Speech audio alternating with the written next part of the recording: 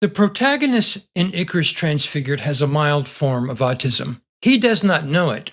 Indeed, for most of the writing of this book, I did not know it. Aiden is a prisoner of autism. The evil neighbor lurking in the background in chapter 1 is his bully. For all of my life, I have had a bully of one sort or another. But Aiden's bully is never met in the boarding house where he lives. He is only a potentiality whenever he or one of his emissaries occurs in our story. Even when Aiden moves away from the boarding house, in a sense, follows him on his journey as he sees in a house on a flatbed truck, and perhaps someone is standing at the window and waving at him. In a larger sense, the bully personifies the I of the other that intrudes on our protagonist's life. The I of the other is a constant preoccupation in his autistic life, for it looks at him voyeuristically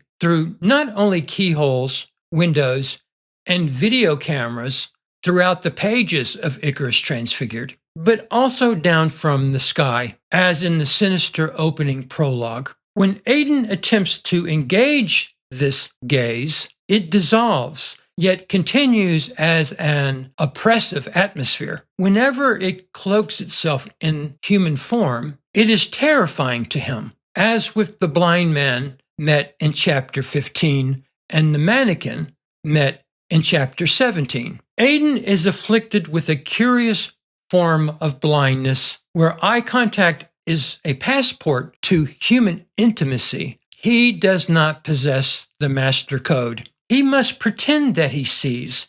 He must pretend that he is easy around others. Aiden's second journal entry, which begins chapter 14, may be seen as a mirrored bookend to his first journal entry from chapter 3. In that entry, he describes his fear of the heavens and of moving starry objects that are not stars. Yet somewhere up there, past the black, sightless mask of infinity, a sympathetic God looks back. But this communication is also cut off from Aiden by his autism. Atheism is unusually high among autistics, and perhaps due to a lack of empathetic wiring in the brain, where executive function in the left hemisphere overrides nonverbal intuition in the right hemisphere. Strangely, autistics often may perceive a deficit on this score. He or she may, as the Bible passage reads on the bathroom stall in chapter 13 of Icarus Transfigured, work out one's salvation with fear and trembling. The letters of Omar that introduce many chapters in my book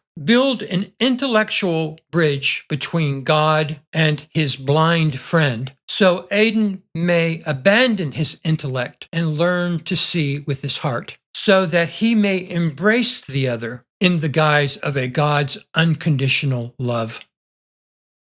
Aiden's journal. In my earliest years, I lived among giants.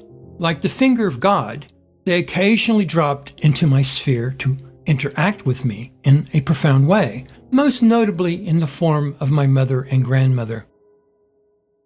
Somehow I suspected, even then, that this world of giants was shrinking. Every day the sun stole away a little of their domain, but not so much that anyone but I would notice.